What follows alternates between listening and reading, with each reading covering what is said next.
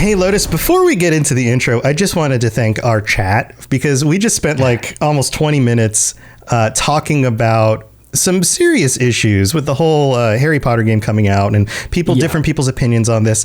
And we had what is probably the most nuanced discussion with our chat on the internet. This is very rare. Nuanced discussion about morality and what you should or could or can or can't or whatever you could do in order to try and make the world a better place by supporting creators that you might agree with or you might not agree with. It was a wonderful conversation. So first of all, thank you to our chat for being here and for having such a level-headed conversation. This is why our community is awesome, Lotus. Yeah, I was going to say it's where, well, actually, this wasn't even so much a difference of opinion. It was just a difference of how you're going about.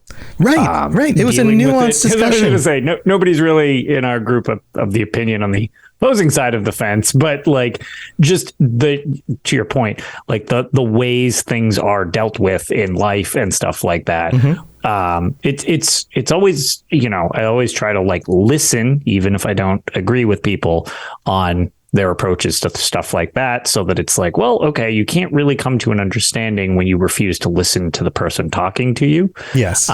So I always appreciate when people can take a second and articulate what they're trying to say, and maybe you can show me something that I had not prior thought of. Right. So listening, it's always, having conversation, not yelling at each other. Our community is awesome. So our community adventurers, welcome back to the show. This is the Elder Scrolls Lorecast. I'm Tom. This is Lotus. We are talking today about, we're heading south. We're finally leaving Morrowind, Lotus. We're heading to Black Marsh.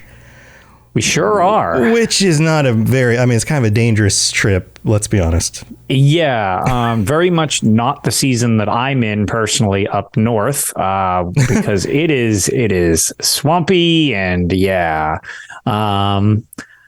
hot and full of Argonians. Also not like New England. Full of lizard people. Yes. Black Marsh happens to have a lot in common with Florida. Because we are swampy and hot and full of lizard people. You are actually I'm a lizard. Black Marsh. I'm not a lizard person. I don't think.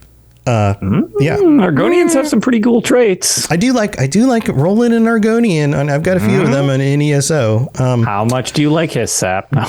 Oh boy! All right. Well, here let's get into the details, because just like on the last episode, this isn't about the culture and the politics and the people so much as it is about the land and what's where and what things you can expect if you're traveling through Black Marsh. So if we're heading south into Black Marsh, then first things first, it's called Black Marsh for a reason. For both words. Not only is it a marsh, it's a swamp. It's a dangerous place where there's lots and lots of grass and bogs and trees and all sorts of nature and bugs and all those kinds of things. Some real interesting creatures we'll get into in a little bit. Yeah, the things that you would associate with a marsh. But it's Black Marsh, and this is one of those names that the place itself does not call, the people who live there, the Argonians don't call it Black Marsh. That would be a silly name to name the place that you live. This is a imperial name. This comes from the people who don't live there, and we're going to have a lot of that in this episode. Yes, of the there's a lot of colonization feel to all of this. And it feels secondhand accounts, which are which again, a strength of the series where things are told from the perspective of other characters in the world, but this is like some awkward secondhand accounts of like, oh, well, I saw them doing this, so this must mean this. And it's like, oh, okay, so we didn't get the direct version from Argonians, for example. We got like an imperial take on what they think Argonians are doing in this situation. So it's this weird nebulous thing, which Elder Scrolls Online has helped to kind of clarify a bit by letting us go there, as our access to Black Marsh in general has been very limited in the mainline numbered series. Yeah, we really haven't had much of a chance to explore much of it at all. To the OG game. To Arena, but that's about it. And it's one of those things where if you understand the way that colonization worked in the real world and how terrible it was for some cultures to dominate other cultures and enslave them, that's a lot of what has gone on in the history of Black Marsh and the Argonians. And there is this inherent kind of misunderstanding and insulting nature to it. Like, just to call somebody else's home Black Marsh is kind of an insult. The people who live here have their own name for it, but we can't really say it because our language is closer to what the Imperials would speak than what the Argonians would speak. The one phrase that they've used is Kronka Thatith, which means something like the everything egg. Which makes sense. It's like the place that their birthplace for everything that they love, everything that they have. And that's about as close as we'll get to the true name of the region without ever really getting there, because we don't speak that language and nobody else in Elder Scrolls speaks that language except for the specific tribes that live in the area. So it's like discussing this and doing it in a, a kind, open-minded kind of way is a little bit tough, because there's just this natural distance in the way that all of this stuff is written.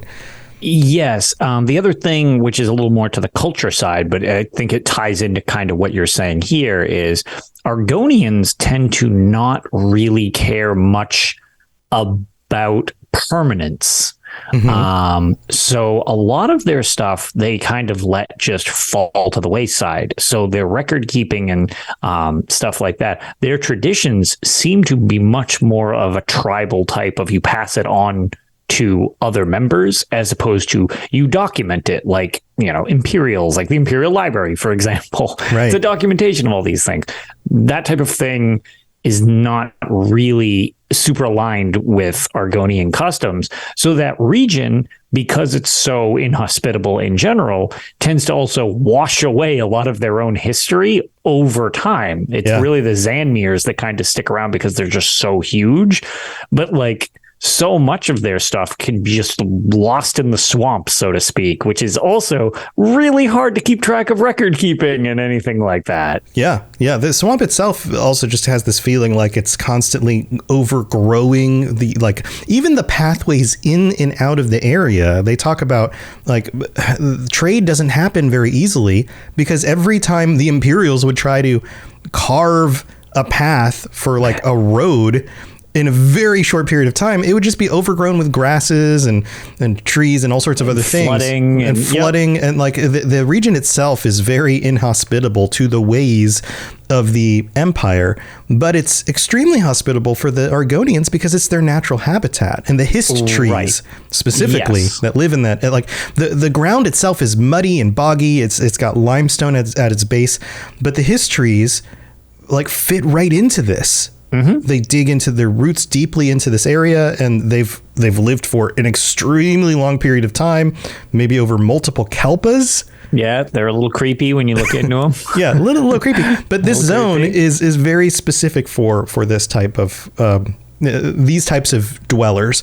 But here, let's talk about some of the geography. So there are multiple regions, including Gloommire, the Blackwood Bog. Now, all of these sound like Imperial names for things.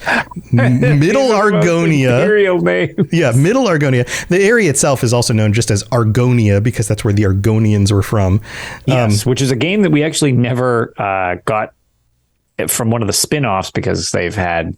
I wouldn't even say mixed reception. They've had bad reception for the most part of the spin-off series. And Eye of Argonia was supposed to be another kind of spin-off game that we actually never saw. So I'd be curious to see, if some of that has formed into what we see in ESO. But the Argonian name is something that's actually been around for a while now. Right. So we've got Middle Argonia, Murkmire, Shadowfen. That's a cool name. Shadowfen. Yeah, Shadowfen I like. Murkmire's not bad either, but Shadowfen's cool. Thorn Marsh. That just sounds awful. Yeah. And the Ulthirus Swamp. That's okay. That sounds kind of imperial with the us at the end. It's kind of Latin, right? Then we have there's a little island off the Olis Bay called Norgzel. And this is one of the names that does sound like it might have come from the Argonians' language. Yes.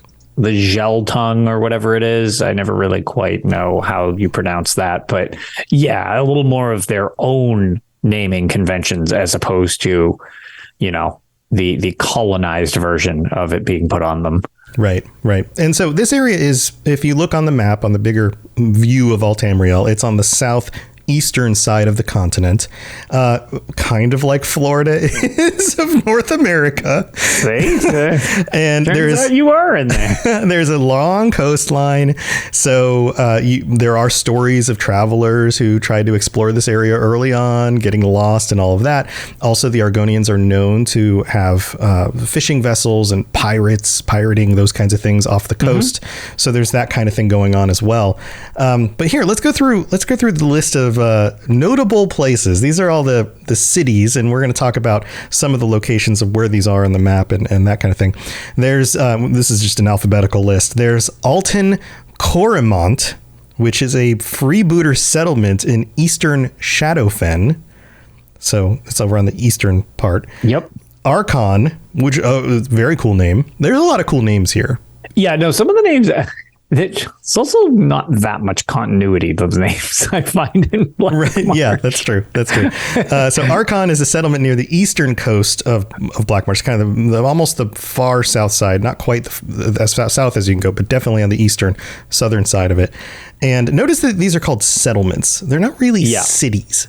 They're places that people live. That's about it. And a lot of it's kind of mushed into the surroundings more than they terraform the terrain, like you'll see in a lot of things. And it's like, okay, we carved out this flat area, and then we built a wall, and then we made, the houses here. And these are kind of just like built into the rock formations. The swamp area is like part of it, so you go around it and stuff like that. So it's a little more connected into the geography rather than controlling the geography.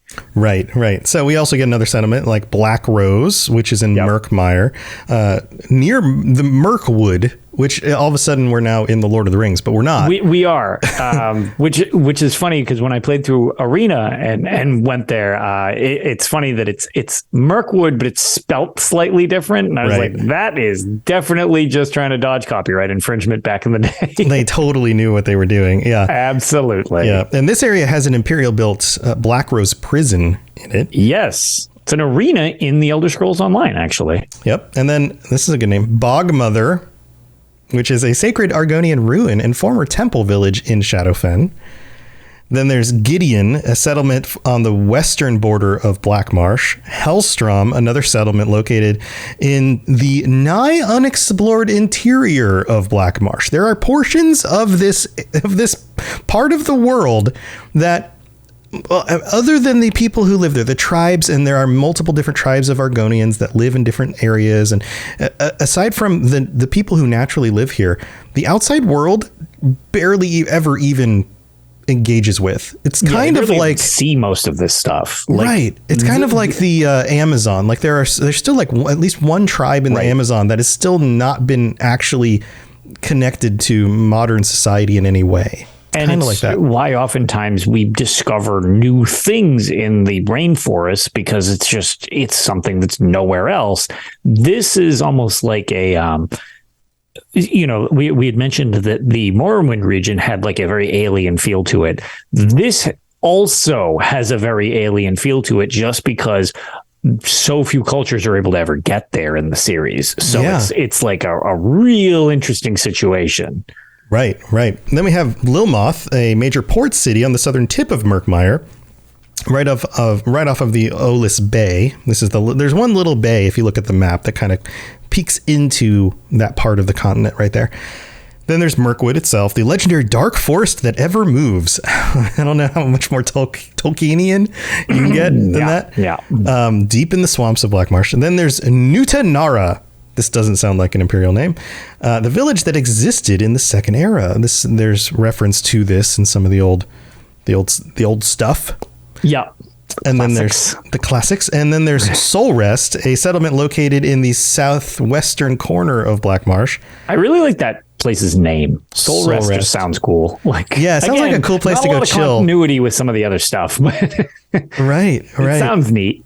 Yeah, like come rest your soul at Soul Rest. It's like a vacation resort it's town. Like a resort. And then there's Stormhold, which is a good name.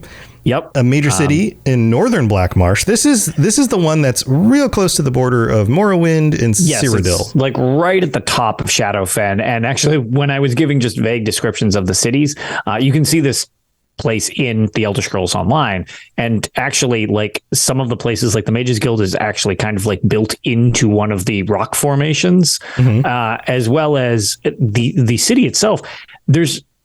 You can have, in medieval times, they would have moats. Well, this place actually sort of has a moat like in the middle of it. It's not it's like strategically moat to like block off. They have rope bridges that actually have to go over it to get to other parts of the city. Right. Because it's a swamp. Right. Because it's a swamp. So right. It's built into the actual, like the city is more constructed around it rather than it was constructed for its means. Right. Terraformed, I guess, not constructed, but yeah.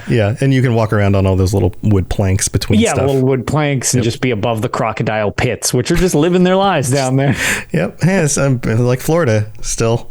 We've got an alligator that lives in the lake, like just down the street, just living his life. It's just it's a mommy alligator. She had babies recently. They had to like fence off a section of the lake and be like, don't go over here. Yeah, don't go there. Or don't go here. Will happen. Yeah, don't walk your dogs here, guys. Not a good idea. And then there's Thorn, which is in the settlement in Thorn Marsh near Morrowind. This is like the top northern eastern side. Yeah, that place does not sound appealing. Thorn. Yeah, I wonder. Thorn Marsh, just like thinking of going through like mucky swamps with the odd chance that you're just going to get a giant like thorn in your foot is not a pleasant experience sounding. Yeah, I have to wonder if the inhabitants were trying to keep the Dunmer out. And so they named it a thing that would not be appealing. Just so people won't mess with it. Yeah. I mean, it makes sense. Yeah, could be a thing. Well, those are the different locations. We're not going to go into any one of these specifically too much. Otherwise, I mean, we could do an entire episode about each of these. Sure, we're not going to name every single city or anything like that. Right. Or, the details of if you go down this street, you go over here. Yeah, then you find this. Yeah. But we will be back. That nitpicky. Yeah, we will be back after the mid-break because there are a bunch of different kinds of creatures, the fauna and the flora, and then some weird plants that live here. So let's go thank our patrons and we'll be right back. This is Miss Mora, Dragonborn, and you are educating yourself to the Elder Scrolls Lorecast. All right, here we are in the middle of the show, and we get to thank our new patrons. Notice we have so many new patrons every week. You guys are the best, by the way. Thank you. Hi. Hi, everybody.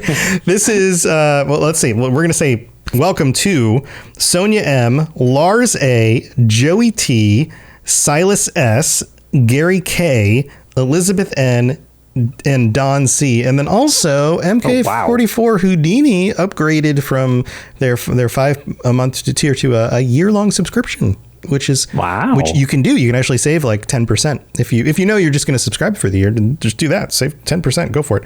But welcome everybody. Thank you for being here, and I hope you are enjoying your ad-free episodes. Some of you will be able to join us at the end of the month. All of that kind of stuff.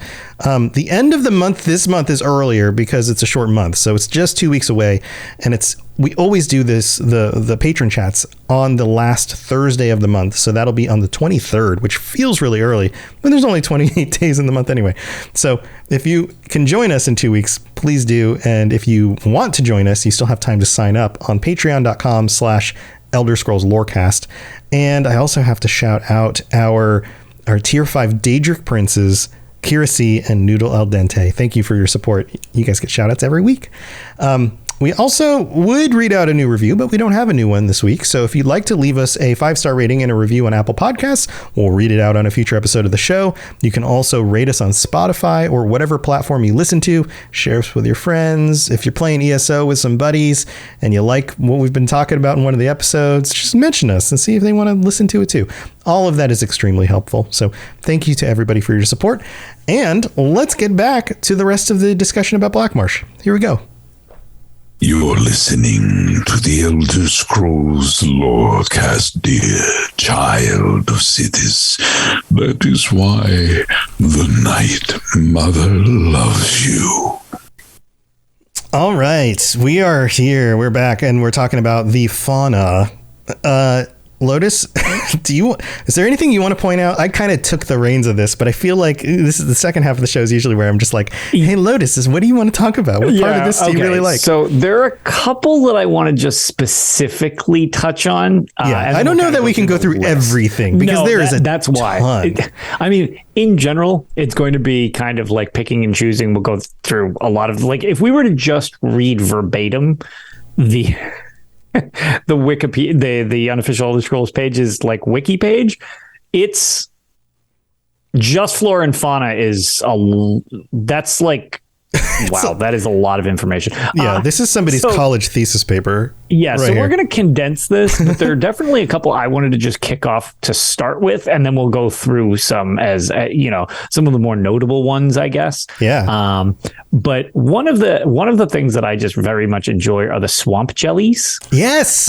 Yes. I felt these are worth mentioning. They're floating creatures with elastic gelatinous bodies that are very similar. And the reason I brought this up, they're very similar to netches.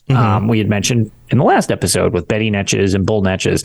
I think netches are really a cool creature in this series. They're very unique. It's kind of just like these weird floating air jellyfish things. And these swamp jellies are kind of just like a different version of that.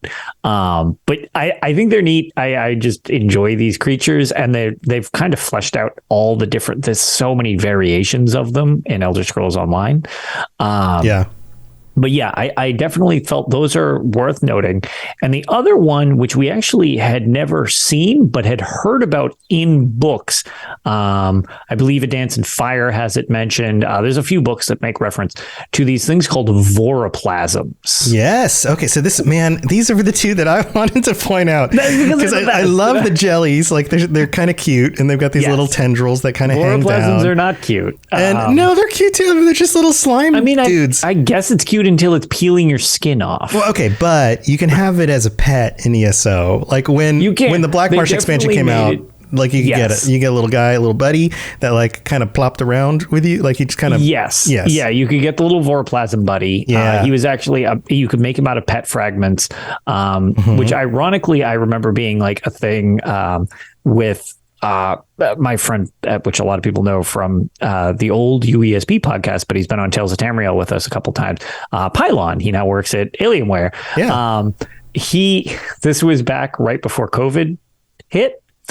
And it was just like starting, and we got this little swamp jelly. He was like, I'm going to name him COVID because that's funny. And then it turned into an actual like real pandemic. And he's like, I'm unnaming him COVID because that's dark. He was like, that was not what I meant. He's like, I thought this was going to be much more manageable, and it's not. And I always think of this little guy now with that name because he's this horrible little creature, even though he doesn't look super intimidating. They're just like a little slime. It looks like a little slime. A little green flubber. Yeah, a little green flubber.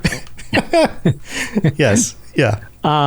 But in the books, and they had kind of never gone into it until Elder Scrolls Online, but these like gelatinous things will float around in the water. You see them on land at parts too, but specifically we'll get into what a wamasu is in a minute. Actually, we can use this as a tie-in, but one was actually in the water, and I believe it's a Dance in Fire is the book I'm thinking of, where they basically are trying to traverse through the area, and they see oh no, like there's a Wamasu coming at us, and then they realize, oh, it's dead, and all of its skin falls off, and this gelatinous goo just comes over and consumes it, and that is basically a voroplasm. And a Wamasu is like it's almost like a big dinosaur looking guy. That's why I figured we could segue into those things, because those are pretty unique. They really are it's like a dinosaur alligator type of deal. Yeah, they're less.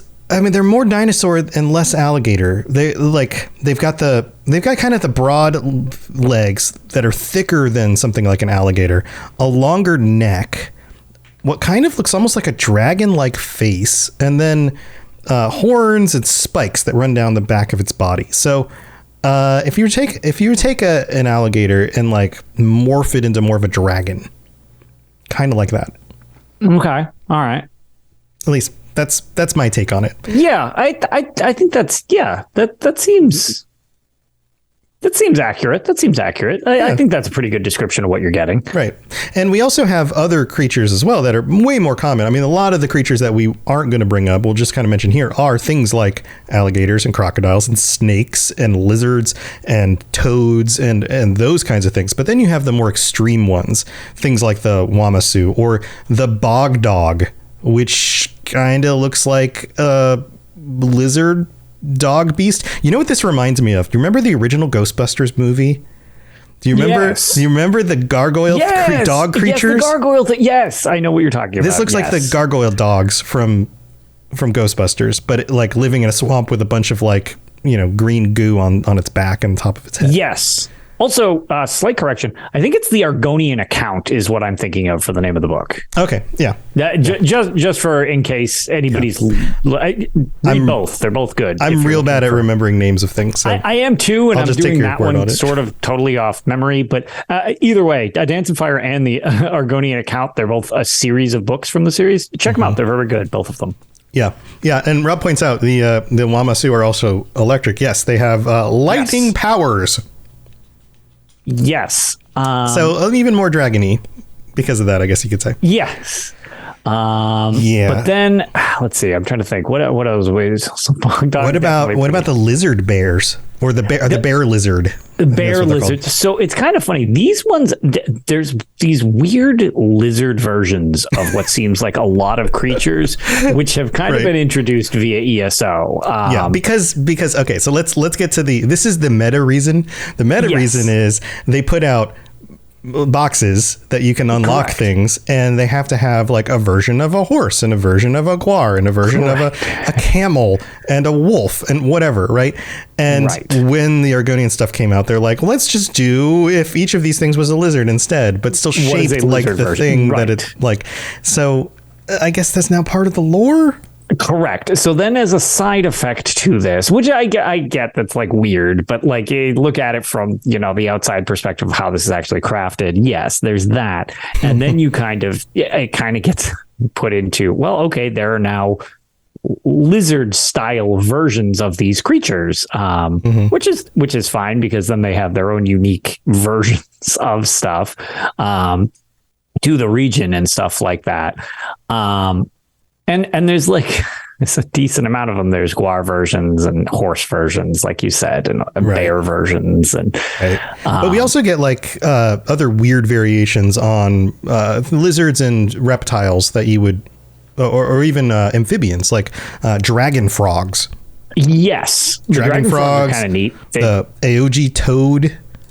Yes. And so I love the dragon frogs, by the way. They're like these dragon frogs are very neat. I like how they burp fire. Yeah. So they have the face of almost like a it's less of a toad and more of a lizard, almost like a chameleon shaped face. Oh yes, yeah, the longer snout. Kind of a longer snout, like chameleon-esque, but then they sit like their body's like a toad, but then they've got wings on the back like a dragon. Yeah. And they burp flames or whatever. They burp flames. Yeah. So there's that. And you can have them as pets. Yes. Obviously, there's a ton of random fish and stuff like that. Swamp eels, bog eels, slaughterfish, all that stuff. Some things that glow, like the glowing frogs. Yes. And then actually, I was looking at this. So this is going to go a little off script, but luckily I also looked up a reference point to it so that it's not me just making some things up and people have to take my word on it, because the idea of this is to try to give people lots of interesting information. This is something that's in the series, but actually was not focused in much on Elder Scrolls Online. And actually, that's just getting brought up in chat. So I think people that are well versed in this know where I'm going with this.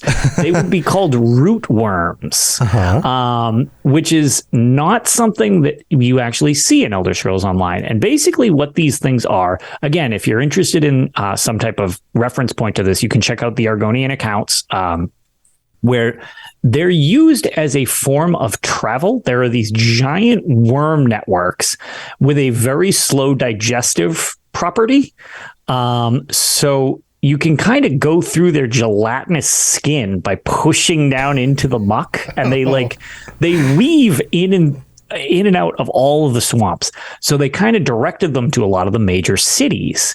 And think of it like a subway system. It's a worm subway system. So you squish into the worm and it basically pushes you to your destination while very slowly digesting you. So the thing is, you don't die by the time you get to your location, and that's where you basically push out of the mud and the worm, and you're at your destination. You just lose a few layers of skin along the way. Yes. I will say, and just because people did know where I was going with this in chat, Spa and Transport MK. So this was one of the few times where I thought ESO did something one way, which I understand, that to fast travel in the Elder Scrolls Online, you have the waypoint system. I wish when dealing with Black Marsh, the region, instead of way shrines, you had like a little, I don't know, bubbling pile of muck. Like a hole in the ground, like a really wet, gross hole in the ground. And your character could just like sink down into it. And you just stand on it and go down with your feet. Just like down. That would be the sound it would make, obviously. And then it's the same fundamental idea of fast traveling in a video game. Right. But I thought it would be cool had they done that and brought those in, because to be fair, we haven't really heard much about root worms again since it was brought up in this book. But yeah, they're pretty gross, but it's a very unique thing to this region. So I felt it should probably be mentioned as well. Oh, so good. So good. Yeah, I bet it was one of those things that were like, they probably crossed their drawing board when they're coming up with stuff, but they were like, the amount of way shrine specific network for how does it connect to the other way shrines outside of the zone? Or do we have to do a whole new animation and all that other stuff? Is it really going to be worth it? Yeah, I bet it's one of those things. But oh my god, if we ever get like a mainline Black Marsh Elder Scrolls game, rootworm travel. Apparently T-Rex is not okay with rootworm travel. Oh, that sounds so delicious. All right. Yeah, that's the word. But yeah, so that's, I figured, a good one to, I don't know, maybe close off on the fauna section, just because that one's definitely weird. Yeah, so speaking of delicious, there are fauna. If you're into eating plants, there's a variety of all the kinds of things that you would expect: grasses and trees and things that live in swamps, right? But there's also some weird ones, like the dragon's tongue. Like some of them have really cool names. Dragon tongues are flowers that grow like here and in Cyrodiil. The Somnalius fern is another one, which is just a little fern that grows on the ground, but has a cool name. There's a bunch of mangrove trees. If you guys don't know what mangrove, this is something that, again, is another reason why Black Marsh is very similar to Florida. Mangrove trees are awesome because they are the kinds of trees that grow in swampy areas, but the root system breaks off from the main body of the tree and spreads out and then goes down. And because the water level is constantly changing, usually you could see sections of the roots that are like going down into the ground and holding the tree up. Whereas most trees, you don't really see the roots, or you see the roots like along the top of the ground and then they disappear. Yeah. These trees look like they're standing on legs. Also, Robe's saving us the trouble of Flora. actually didn't catch I said it. Apparently Flora. you You're said right. Fauna again. Yeah. What we meant was Flora. Yeah. You're right. Flora. Sorry. Appreciate that. Just for They both start with F, but yeah. So there's that one. There's different types of vines, which of course you're going to see in a swampy area. There's one called the flint vine, which it kind of creeps along and grows along everything. We've got like a weird vine thing that grows in our backyard on like this like wooden frame. This like a little arch that you can go under. But every like 2 or 3 months, I have to go trim the edges of it so it doesn't grow into the house. Sure. Yeah, I know what you mean. I was going to say there's not a lot of info on them. Well, bamboo is a thing we have in real life, which I just think bamboo looks really neat. It's a cool looking plant. But there's also something called sleeping palms, which are they thrive around. It looks like Lilmuth. So that's kind of neat. I don't know. It's just one of those. And bamboo, there's bamboo there as well, which is a really cool kind of grass. Actually, it's kind of neat. They literally look like it's like apparently it's like a version of a palm tree, like what it's referenced as. So I'll give you a real life comparison. There's also while you're looking that up. Night bloom, which is another one that sounds really cool. Another one with a cool name. It's another type of vine, but it's also phosphorescent with like a blue glow. Man, that would be cool to have grown on the outside of your house. Yes. Also, I was going to say, apparently there's a specific note that's, I guess, very precious to the Naga Cur, which is, a subset of Argonians. Naga tend to be much larger type of thing than just your standard Argonian, but very cool because we never really got to see too much of them as well prior to Elder Scrolls Online. But they're another type of Argonian. Right. And then we get some other types of trees that are fairly common to this area. So, for example, cypress trees, which you probably are familiar with the name. That's another one of those like real world names that just kind of is in the game.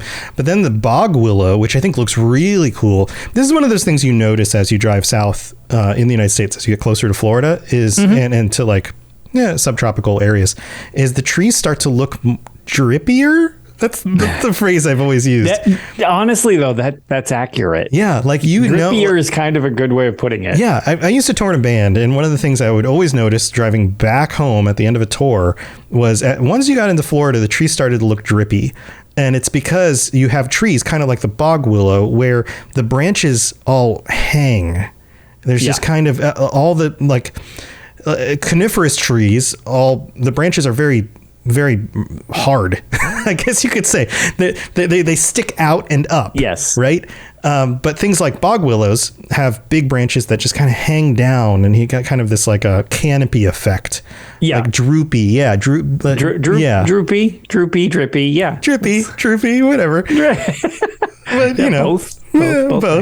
But it makes sense because this is a much more southern location with wetlands and those kinds of things for the trees to look like. So much moisture on the ground level, they totally makes sense that it's like, okay, well, you've got that, so it's not just trying to go up towards sunlight and stuff.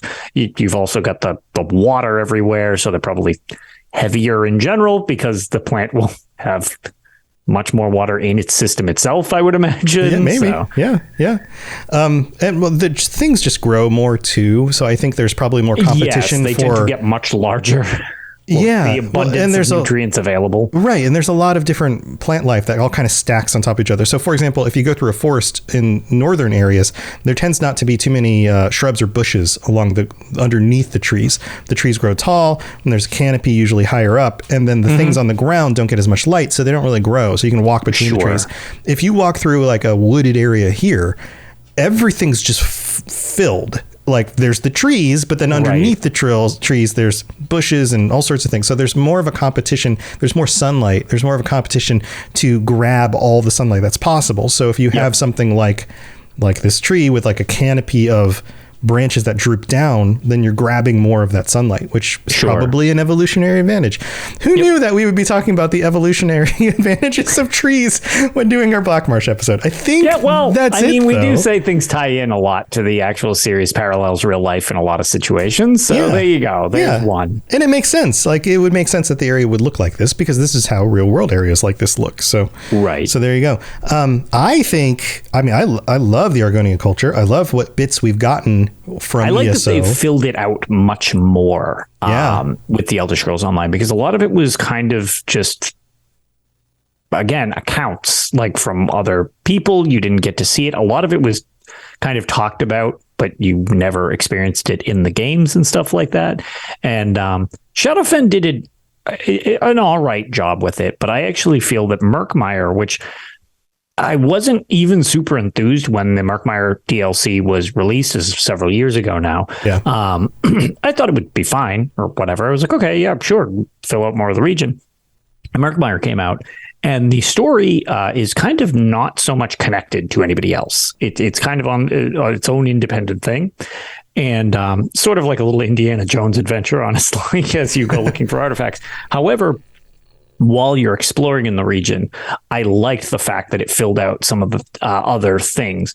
The Naga, you get to like actually see them and stuff like that. They were smaller than I expected them to do, but again, it's when things are told from in the series, when they're like, oh, we were jumped by 9-foot tall lizard. It's like, okay, well, was that because you were terrified? But it was neat because one of the things that I thought was very creative about them is they're much more snake-like in appearance. They have a different facial structure, so I thought that was kind of cool that we got to see that in the series. And you got to see like a lot of the camps and stuff like that, and the stories to it were pretty cool. I liked it. And the histories, you get a lot of stuff about the hist and even the nature of like the Argonian families and raising their young and all of that stuff. There's a lot of stuff. Yes. About so that and kind of like on that note, we will have to do a hist tree episode at some point because we've the history of histories things. Yeah. I appreciate how bad that joke was. Oh man, that's going to be the title. Yes. So, absolutely. A history of histories is absolutely got to be the title of that. But at some point, we do have to kind of probably go into one of those because those things freak me out with the series. They're very, very like not even mysterious. There's just not a lot there. But it seems like overtly there, but it seems like their roots, not hands, their roots are in like everything. Yeah. Well, yeah. And they're one of the most unique things about this fantasy world. Like we'd get other trees and other weird tree stuff in other fantasies, but the way the hist trees work and their connection to the Argonians and the fact that they may be beyond ancient and they have like a consciousness, all of that stuff, the way it works is very unique to the Elder Scrolls. Yes, it is. And it's got some kind of creepy vibes to it, especially with a couple of the other things spin off to like with the it's weird because not a lot of people have read them, but the novels by Greg Keyes, the Elder Scrolls novels, and kind of a weird tie-in from the novels to Skyrim. When the histories don't communicate with the rest of their trees anymore, right? They get kind of weird. So having these like ultimate ancient sentient trees that have their own intentionality and like, and nobody knows what it is, but they also have ties to oblivion. It seems like it's weird. That is a deep dive for another episode because we can really ramble on and get all speculative and freaky on that one. Right. But, absolutely. So we'll have to cover that in the future as well. Well, Lotus, it's time to wrap it up. You got anything else you want to share? No, not really. But, just for the sake of we ended up having to delay Tales just because of, unfortunately, the earthquakes in Turkey have really caused some problems over there, and luckily Ark is fine, but he's been trying to help people out because a lot of the city was unfortunately kind of sort of leveled. Thousands of people have been reported missing or dead at this point. Yes. So it's a very bad situation over there, and I kind of didn't want to progress with an episode without him for this reason. It's one thing when you're busy. It's another thing when I was like, you know what, we'll just plan going on in advance. And if you have any interest in getting information on it or looking to help in some way, feel free to check out the Tales of Tamriel Twitter. If you have Twitter, we've kind of posted some funds that or sites that are actually going directly to helping aid the situation there, if that's something of interest to you. There are organizations out there that are actively taking money in order to help with the relief effort. Correct. And yes, Be Free, Argonian. Yes, yeah. Lives in Turkey. Argonian is actually from Turkey. That's his home country. Luckily not in the affected area, but he does know people that were. So, right. And he felt the earthquake too. Like his posts he very disturbing. Play-by-play was a moderately disturbing via Discord when he was just, it was like, I'm not sure what's going on. It's like, oh no, like that is not good. Yeah. So. And the infrastructure, some of the buildings just have collapsed, and the government has done a not so great job at helping the people. And the damage control was not ready for something of this magnitude. It's very tragic. So if you'd like to help out with that, please do. So our thoughts go out to Ark and all of his friends and family and everybody affected by that. And if you're a listener from that part of the world, hope you're doing okay. Yeah, I was going to say, I hope you are okay as well, because we know that we're in a lot of different countries. So if you're hearing us and there, wishing you all the best. Hopefully everything works out for you and that you're safe. Absolutely. Yeah. All right. Well, I've got my stuff, man. How do you follow up on that? I know that was a weird segue. It was just well, it's important. It's important though. Sure, but these are the things that are most important in life, right? So they absolutely take precedent. Aside from that, if you're looking for other shows, robotsradio.net. On a more uplifting note. On a more uplifting note, if you want to find Tales of Tamriel or links to my other shows, all of that stuff's at robotsradio.net. Yeah, and all of that stuff's available. You guys know where to go for all those things. We will be back next week with another episode about a different location in Tamriel. I hope you guys have been enjoying this series, and until then, have a safe week. Hope nothing else terrible happens, and we will see you next time. So thanks for being here, everybody. See you all later. See you later. Thanks for joining us. We'd love to hear from you. You can reach me on Twitter at robots_radio or Lotus of Doom at Lotus of Doom. Also, you can join us on the Robots Radio Discord channel. You can easily just search Robots Radio Discord on Google or check the description underneath the podcast. Also, this podcast is recorded live every week on Thursday nights, 9 p.m. Eastern, 6 p.m. Pacific on the Robots Radio channels on Twitch, YouTube, and on Facebook. So just search Robots Radio on any of those platforms. Come join us. We'd love to chat with you while we record the show, or before or after. Either way, just come hang out with us. And if you're looking for more information about my shows and the shows on the Robots Radio Network, go to robotsradio.net for all the information about all the shows on the network, including the Robots Radio Rocket Club, where I help both new and existing podcasters to grow their shows, build their audiences, and create the best podcast they possibly can. All of that at robotsradio.net. We'll see you next time.